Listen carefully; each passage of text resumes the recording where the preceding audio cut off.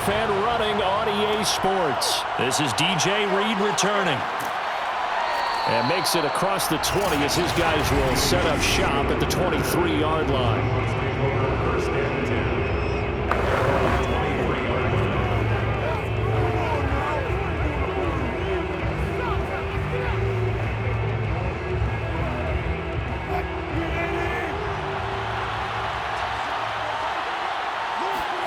On 1st and 10, it's Wilson. That's caught by his tight end, Gerald Everett. And he'll be out of bounds across the 30-yard line. A good pickup there, 8 yards on the first down completion. A good safe pass there right off the bat. That's almost a rhythm play. That's what we like to call it. Get them into rhythm early, something safe, something they're confident about, something they feel good. And once that's completed, then you just keep moving from there because the confidence elevates.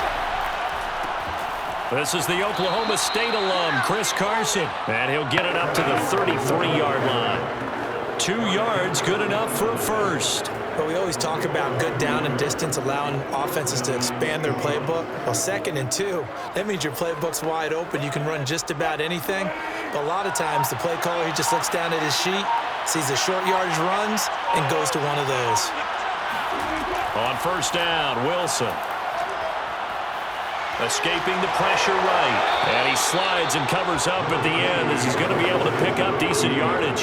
He'll get 8 on the scramble there. It'll be 2nd and a couple. You know, I don't think this is the last time we'll see that in this game. This guy has mobility, and they want to use his legs in the game plan. So there will be designed runs as well as his scrambles.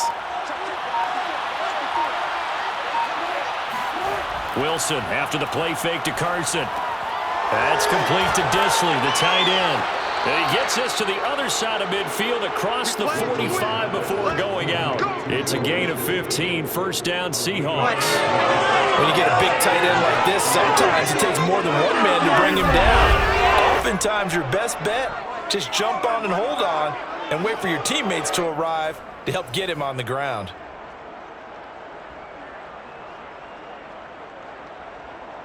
From Viking territory now, they'll come up 1st and 10 at the 44-yard line. Wilson now off the bootleg. And he's going to hook up with his big tight end, complete. And he gets it inside the 35 and just shy of the 30. Back-to-back receptions for him, and it's another 1st down. So much goes into a successful play, doesn't it? How about that play action there, freezing the defense just enough to bring the tight end free downfield for the completion. Now Wilson on 1st down. That one taken in by Dwayne Eskridge. And he'll be marked down at the 26 with a gain of 7. 7 yards, the pickup there. I don't think it's a surprise they're throwing the football early. We expected that. They told us they were going to come out firing, but 4 for 4 on the opening drive. They like that. They don't just like it, they love it, because now everyone gets locked in. Your confidence jumps up. Everyone's easy about what they're doing out there. And by the way, they're looking at the sideline thinking to themselves and expressing, just keep throwing it. We're doing pretty well. Just a gain of a yard there, and now it'll be 3rd down. He may be a bit undersized compared to the modern-day NFL defensive tackle, but what he lacks in size, he definitely makes up for in his ability to make tackles in the run game as well. 7th play of the drive now as they come up on a 3rd and 3. Wilson. Short throw to Disley, and he is going to have a Seahawks 1st down. They needed 3. He doubled that. He got 6. That good for 6 as they keep this drive right on rolling.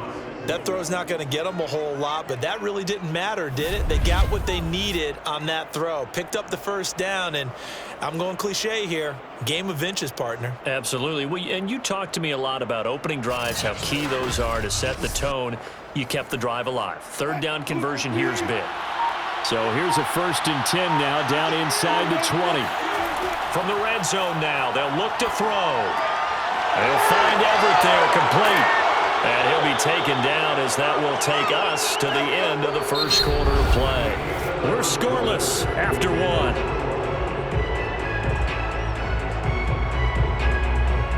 Seahawk football here to start quarter number 2 as they are looking at a 2nd and 5 situation.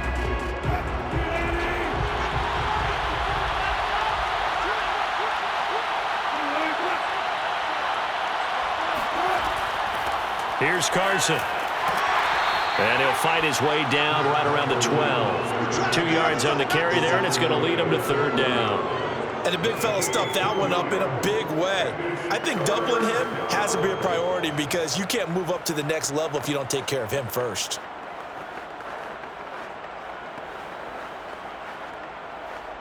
It's been a pretty long opening drive. This will be play number 11 coming up on third down. They'll try the left side. It's Carson, and he will have the first down inside the 10 to the 9-yard line. 3 yards there, good enough to keep the drive moving. On third down, that's a good job of situational football and understanding where the first down marker was and getting there.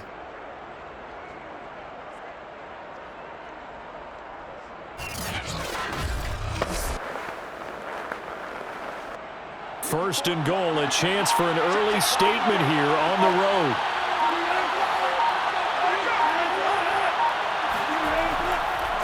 This is Carson. And he'll get about 4 there as he takes it from the 10 down to the 6.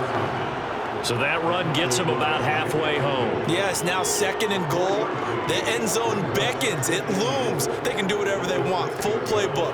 Run it again, or they can go play action and try and put it in that way. The 6-yard line, the line of scrimmage on second and goal.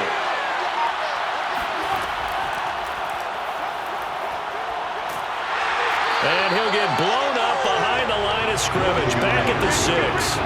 Nothing doing there as the 13th play of the drive proves to be unlucky. This defense is really thrown around in the first half. They've gotten to the ball carrier before they can really get started. Offense going to have to come up with something else in order to try and get this running game going. Can this defense get the stop on the opening drive? Here's third and goal.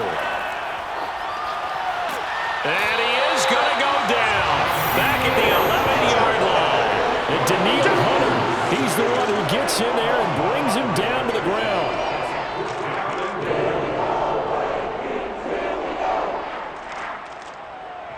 Second quarter, 2 minutes to go. Tie ball game. All day, baby. All day.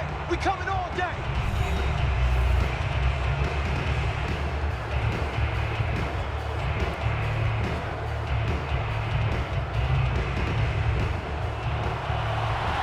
Jason Myers for the Seahawks field goal. A 28-yard attempt. And Myers able to knock it through. And the Seahawks grab a 3-0 lead.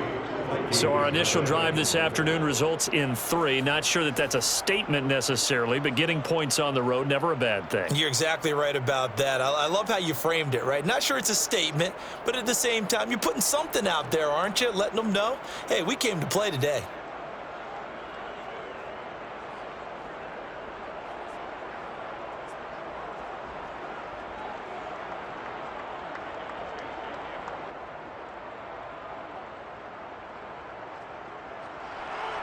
Myers now converted on the field goal try.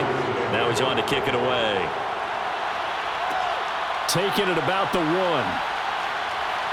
Oh, a good return up past the 30. A solid return, pretty good field position. They'll start at the 32.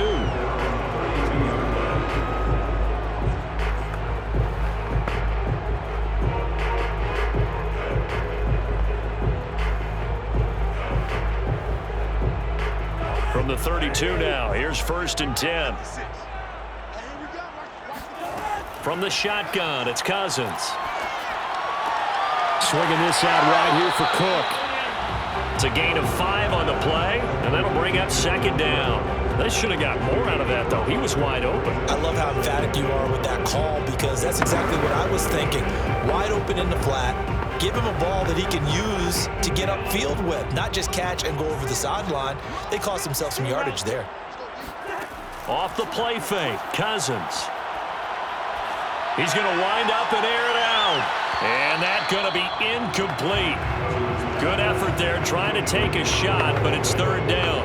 A deep ball down that right sideline, and he made sure that he put it where either his guy was going to catch it or no one was. They come up now 3rd and 5 following the incomplete pass.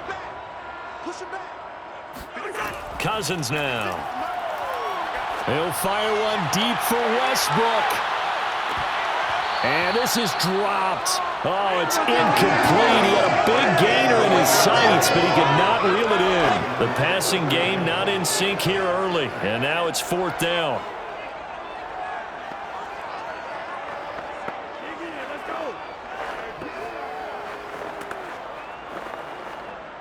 Now Jordan Berry on to kick this one away.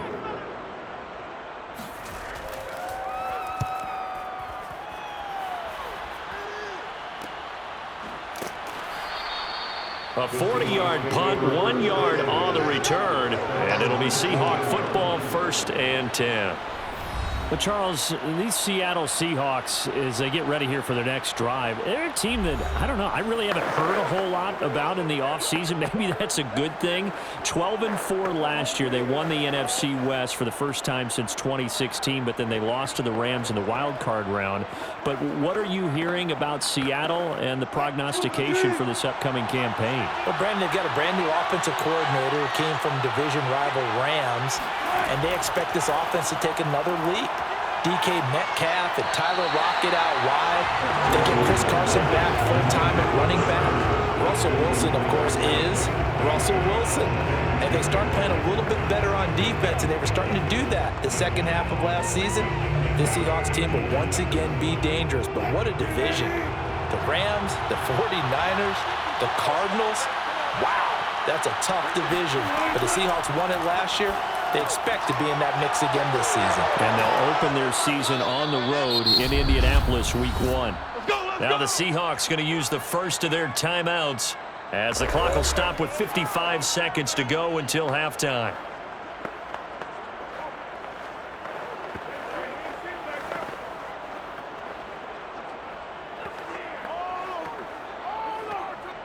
So 1st and 10 now from the 30. Wilson. Pressure comes, and Wilson's going to go down. Everson Griffin on the sack, taken to the 4th round back in 2010. What a steal. And offensive line play and pass protection has been a problem in recent years for the Seahawks, and more importantly, for quarterback Russell Wilson. They allowed 48 sacks last year, the 5th most in the NFL. They vowed to improve, didn't get it done on that play. They don't want to repeat a first down. They'll keep it on the ground. And now they'll take a timeout defensively. After the second down play, they burn the timeout, making them sweat out the final few ticks here in the second quarter.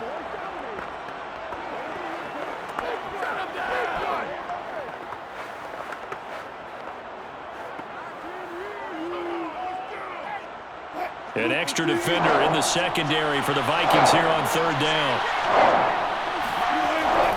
Once again, they'll keep it on the ground. And they'll indeed stop him on 3rd down. And now what do you want to do with your timeouts? And they're going to take a timeout defensively. So with 4th down coming up, they go ahead and burn it and say, we'll see what happens.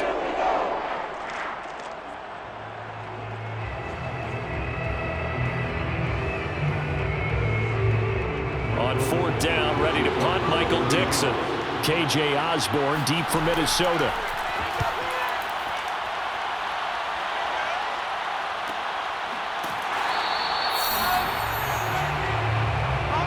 So we've come upon halftime with the visiting Seahawks. They're out in front. As we'll send you down to Orlando, we check in with Jonathan Coachman for our EA Sports Halftime Report. Coach. All right, Brandon, thanks very much. We saw a strong first half. Out of quarterback, Russell Wilson. First up, though, let's run through the next-gen stats for the Seahawks in that first half. And it was a tricky half to figure out numbers-wise. They've got the lead, but you'd figure they're definitely talking about ways to get this passing game back on track. Meanwhile, for the Vikings, they too have found passing lanes to be hard to come by so far. As you see by the numbers, they'll need to figure that out in the second half. Thank you, sir. A field goal separates these two teams as we come back for this second half.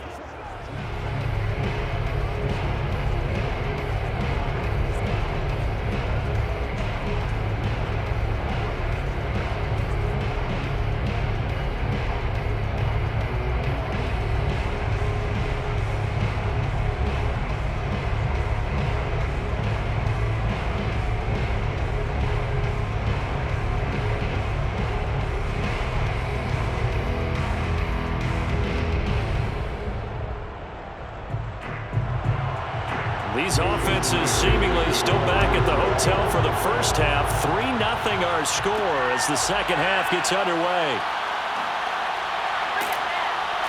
And he'll get it up across the 20 to the 21-yard line. Out come the Vikings. They'll have it first on offense as we begin the third. And they're on the losing end of things here. What do they need to do if they're going to turn things around, CD? Partner, it's awfully close to being a must drive here, I think, for them, because I think a touchdown here in this opening drive is something they absolutely have to have. They only managed 3 points in the first half. They know that's not going to get it done. So without adding pressure to them, they already know the stakes. They need a touchdown here to get things started. Cousins on first down. And that's complete to K.J. Osborne. And he takes us beyond the 35 before going out of bounds. They went 3 and out on their first drive. Things already looking better here. 1st and 10.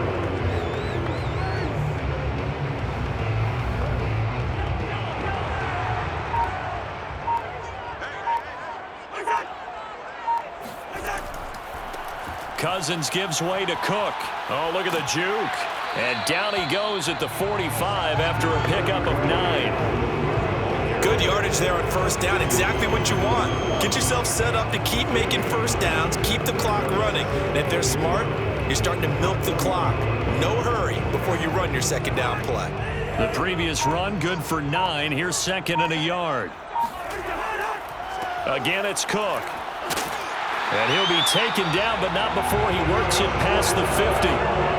10 yards, and it's good for a Viking first down. And that's why Dalvin Cook is the Minnesota Vikings feature back. You put the ball in his hands, good things happen. 2nd in the NFL last year in rushing with 1,557 yards, and that's now back-to-back 1,000-yard seasons with 30 combined total touchdowns.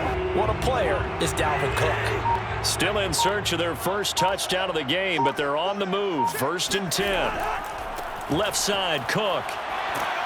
He won't find a ton of space following the display of power as he's down just inside the 45. Just a yard on the pickup there, and it'll bring up a 2nd and 9. I have to think a major focus of the halftime meetings had to be figuring out how to create space for the running game to get operating. Well, what you pointed out to me at half seems accurate. That line has struggled to sustain blocks. Yeah, I would agree with that totally. They've got to focus on staying on their double teams at the first level, make sure that block's secured. And the pressure too much that time as Cousins goes down. Jordan Brooks coming in hard there on the blitz, and he gets him 7 yards behind the line of scrimmage. We are seeing two really confident defenses imposing their will on these offenses in this game. Yeah, absolutely, going toe for toe. Just curious if one of these offenses can wake up a little bit. If there's any way they can find something that can pop, something big to knock them back on their heels. Throw caught there by Osborne. And he'll get this to the 40, but that's still going to be a few yards short of the first down. It'll be a gain of 12, but it will also lead to 4th down. One of the feature points of the end route is being able to make a nice throw to the middle part of the field. And for a quarterback, that's one of the better throws and better looks that he'll get. But he has to be careful not to wait too long and let his receiver wander into some tough territory. If he's late with the ball, he can get his receiver hit and hit hard. And no move to get the offense off the field. They're going on 4th and 5. Throwing is Cousins. And that is incomplete, but there is a flag. And on 4th down, this is a big call.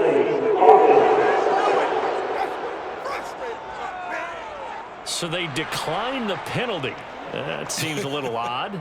I'm trying to work through it and work with them to figure out why. Well, someone's got to be confused. That's what I think. I'm pretty sure that the bench is saying take the penalty, and somehow in the heat of the moment, they thought they were saying decline the penalty, and that's going to work against them. They should have taken it. And the play goes nowhere. Losing yardage back near the 40 at the 39. Well, CD, something that we've done for a number of years as the season gets going is we get predictions on each side. Let's start with the AFC. Who do you have in 2021 as your division winners? Well, let's go to the East, and I think Buffalo repeats, although New England, they got better in the offseason, and despite starting a rookie quarterback in Mac Jones, I think they'll make a nice run at the Buffalo Bills this year. In the North, what a battle you have there. Three-way. Cleveland, Pittsburgh, Baltimore. I like Baltimore to still win the division, but Cleveland will be right there, and Pittsburgh will make a run at the playoffs. In the South, I think it's Tennessee's division to lose. Indianapolis had a number of injuries in the offseason, and Jacksonville and Houston, they're trying to get there. And then out West, it's still Kansas City. But I love what the Los Angeles Chargers have done in the offseason. All right, CD, and then if you had to pick, who do you have winning the AFC? Well, I'm going to go against type here, Brandon, because teams aren't supposed to sustain as long as the Kansas City Chiefs have. But despite a retooled offensive line, I do think that they get back there again. What happened to them in the Super Bowl against Tampa Bay, that serves as great motivation. They want to get back and atone themselves. The Seahawks on third down. They've hit 2 for 4 thus far. This is 3rd and 11. Here's Wilson. Open man is Eskridge. That's complete. And he is going to have a Seahawks first down as they're able to get the third down conversion. A new set of downs after a strong pickup of 16 yards. Couldn't just sit on it here, could they? Had to throw the ball on third down. Got the big completion in the pickup. Fresh set of downs now. They've got to feel great. And defensively a backbreaker.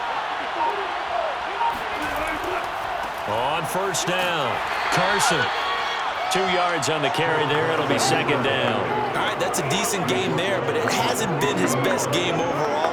So I wonder what the mindset is of his team. Do they want him to handle the football and try and close this game out? Or are they going to make an alternative plan and maybe go in a different direction? I think they need him, and this is his time to shine. They go back to Carson here on second. And he works it past the 30, almost to the 25. First down, Seattle, 16 yards the gain there. But they didn't accomplish their goal. They didn't get a stop there, gave up another first down. They have all 3 timeouts in their pocket. I think defensively you've got to start thinking about using them here. I was just going to ask you at what point you think now's the go time? I think now's the go time. I don't think you sit back and wait because they can take a lot of time off the clock between plays and run 3 to 4 and really put you in a stressful spot.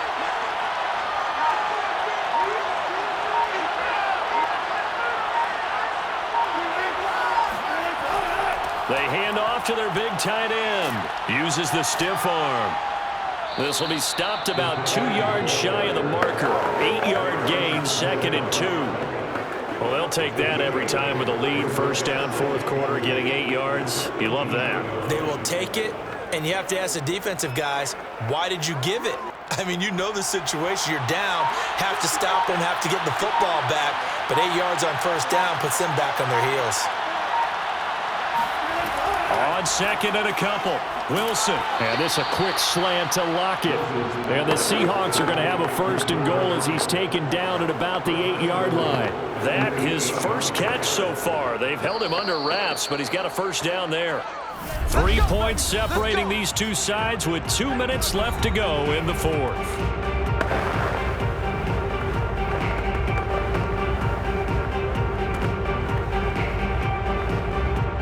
So it's Seahawk football as we march toward a conclusion.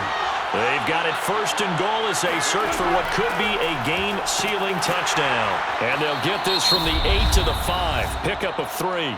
And now right out of the 2-minute break, we'll get a timeout used defensively with 1:56 to go.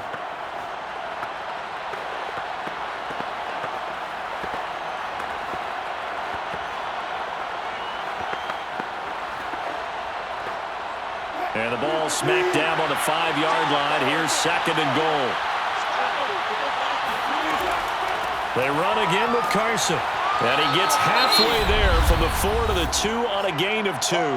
And whistles, and we're going to have another stoppage of play as they call the timeout on defense with 1:53 left.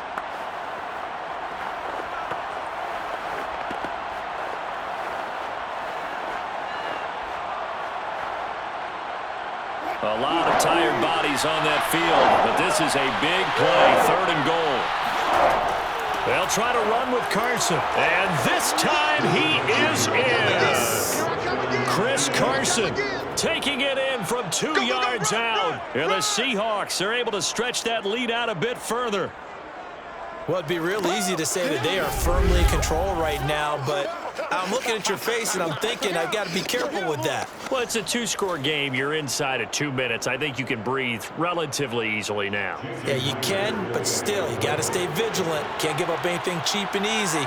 That could put you in some jeopardy.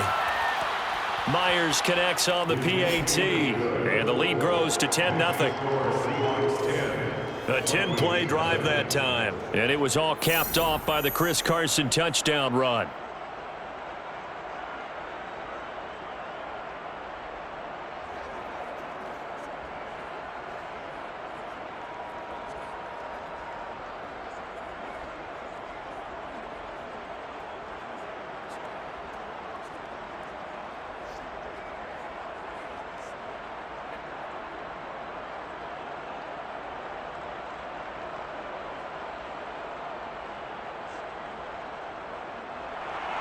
And after the touchdown, here's Myers to boot it away.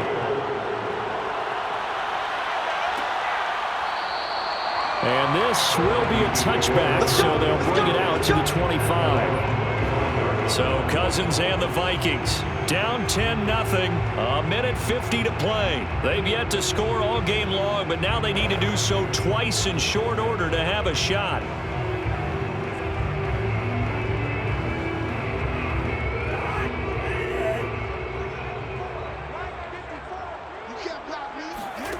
Now Cousins.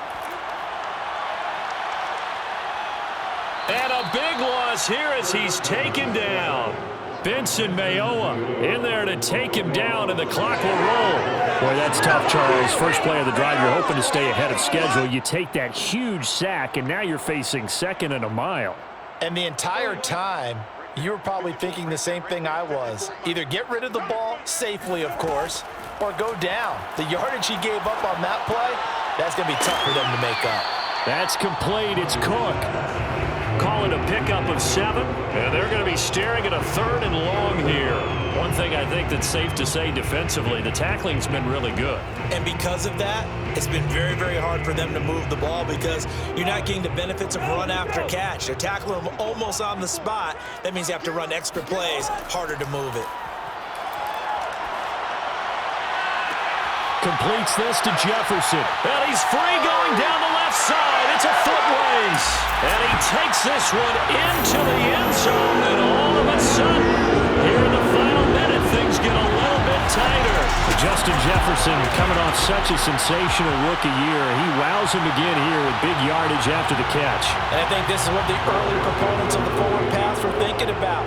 Get it to a receiver and have him do some work afterwards in order to create the big play we just saw there. And the next-gen stats show us the tale of how much yardage he was able to tack on after the catch. No problem there on the extra point. And now things get a bit more interesting here in this fourth quarter.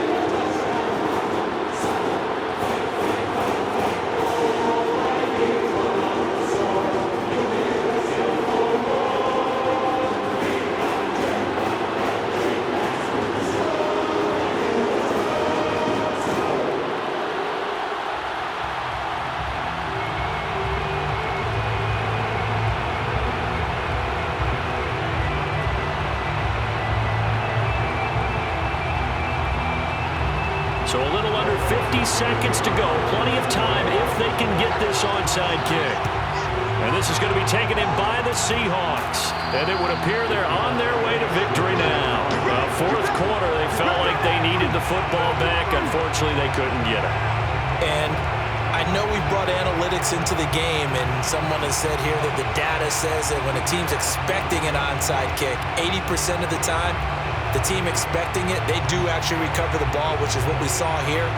I just wonder if that number is much more of a anecdotal type of a number. Kind of like when the coaches tell us, well, when you score on special teams, 93% of the time you win the game. I'm still waiting to see that number is empirical. The Vikings going to use their 3rd and final timeout as they'll stop it with just over 40 seconds to go in the game.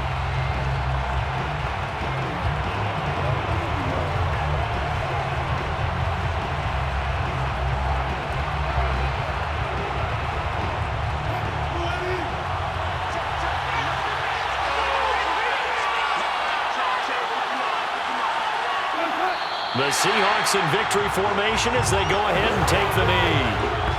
I don't know about you, partner, but watching them take the knee there and finish this one off, I feel like I'm going to be sore tomorrow. This was one bruising affair. Low scoring, but my kind of football. Not a work of art, but maybe in your world, a little bit of a work of art. You like the defensive side. I thought it was pretty. I can't help myself. I thought it was pretty. And it ends in a kneel down as the clock rolls down to zeros. Well, Charles, the old saying, the old cliche, if you will, points at a premium. That certainly applied here, didn't it? And that almost felt like opened up a time capsule, didn't it? Old school football. Low scoring, close game. What a way to finish it up. You loved it, didn't you? You loved the defenses. I certainly did. Brought back the images of the game of old.